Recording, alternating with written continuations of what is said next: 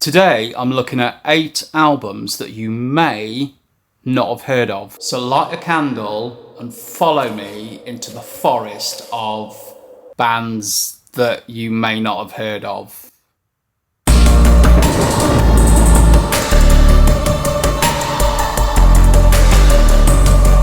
Welcome to By Candlelight, beaming goth, dark wave and post-punk straight into your brain. In my yearn for some cerebral fix, transfer me to that solid plane. It doesn't have to be solid, it could be somewhere squishy.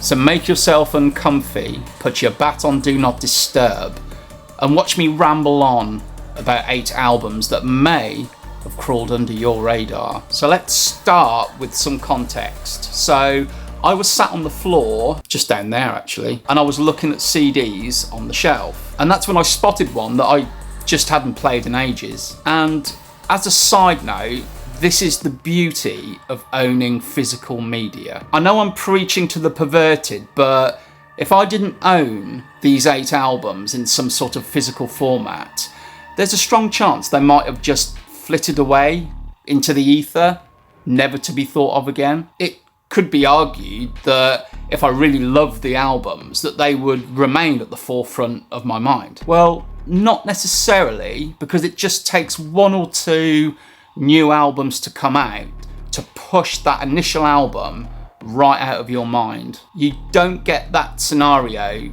if it's staring at you from a shelf. It might need to wave you down, but there it will sit, making you feel guilty that you passed it up for some clan of Zymox. Don't get me wrong, I can't afford just to buy tons of physical media, so I do stream a lot. But if I love it, then usually a physical copy is purchased. So anyway, back on topic, I thought it would be really fun to talk about some albums that just have not had an airing for a while.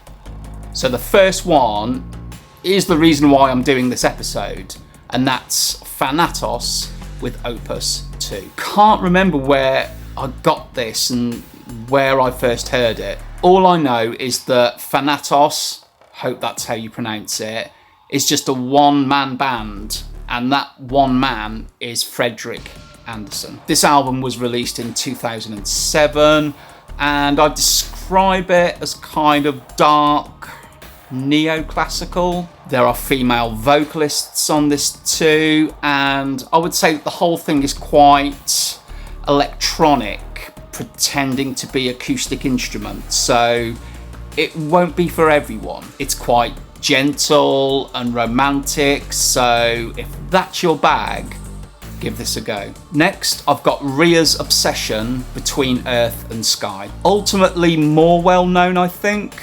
This Canadian 2-piece formed in 1995. Between Earth and Sky was released in 2000 and on the Metropolis record label, actually, which would have given the band a lot more weight. This album takes the hypnotic world elements of Dead Can Dance and just throws guitars at them every so often. Also check out their album Initiation. Next, it's Twinkle Twinkle Little Scar, which is a great name for an album, by Razer Blade Kisses. Released in 2009, I remember picking this up because of the track Ballerina. The band formed in 2000, and as far as I know, this is their only album release. With creepy childlike vocals, this is like walking around a nursery or kindergarten at the dead of night, and all the toys suddenly come alive and they've got knives. I wish they would release more albums because they were great. Next is Outlining States of Mind by Scarlet Leaves. This Brazilian band have released 2 albums, but this is the only one that I've heard. Released in 2008, I would describe it as ethereal but with dark wave elements. It's all very immersive and dreamy and cocoon-like. It's like stepping into a warm bath, but every so often feeling a thorn. The next one I have is Eclar Sera by Life's Decay. Formed in France in 2003, the band currently have 9 albums available. I just love their album artwork.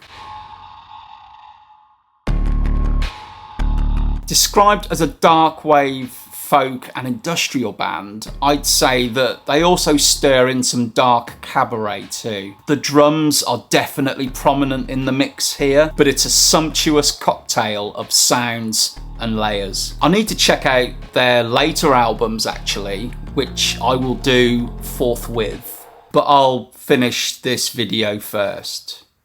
Next, it's the Ninth Sphere by The Eternal Fall. Anyone yearning for something darker will find it here. The Eternal Fall formed in Spain in 2000, and this is their 5th album. Soul's voice is full of pain and sorrow, particularly when he hits those higher registers. And this album flits from the high octane to the funeral march, so plenty of variety here. It's a decent length too, coming in at just over an hour, over 18 tracks. If you've never heard this band before, I highly recommend them. Penultimately, I have Alice Moving Under Skies with Curiouser and Curiouser. I think this band might be more well known than others that I've mentioned, but I'm not so sure. That's just a gut feeling. Released in 2010, this album tag teams male and female vocals, and I think it's pretty much even. And I've got to say,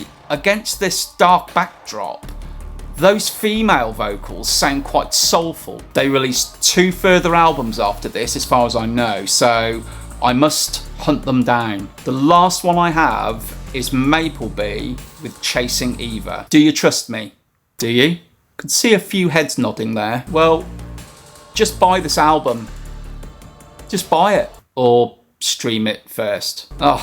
Before I get too carried away with this, Maplebee is Melanie Garside, who is a former member of the Medieval Babes. Her sister is Katie Jane Garside, who is the former vocalist of Daisy Chainsaw and Queen Adrena. A lot of music in that family. So, where to start with Chasing Eva? Just buy it. It's like a musical cushion of ASMR, where you've got cats purring in one corner and a variety of instruments in the other. This album is so layered that with each listen, you'll hear something new. Sometimes it's Wicker Man-esque with its pagan recorders. Other times it's like real magic being woven in a secret nook. It will definitely give you goosebumps if everyone in the world knows what I mean by goosebumps. I do use the word immersive a lot on this channel, but this definitely is. I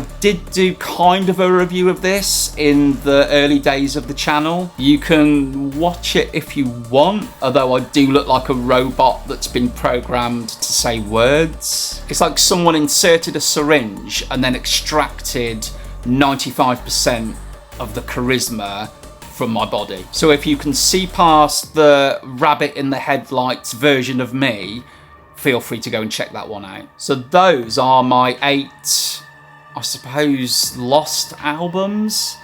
And if you didn't like any of them, at least it gave you a break from the ironing. But do let me know if you've heard of any of these bands or if you own one of these albums. I'm always interested to hear how far some of these bands and artists have reached. Also, let me know if you have any obscure albums where you think, I'm not sure how well known this artist or this band really is. Until next time, just buy it.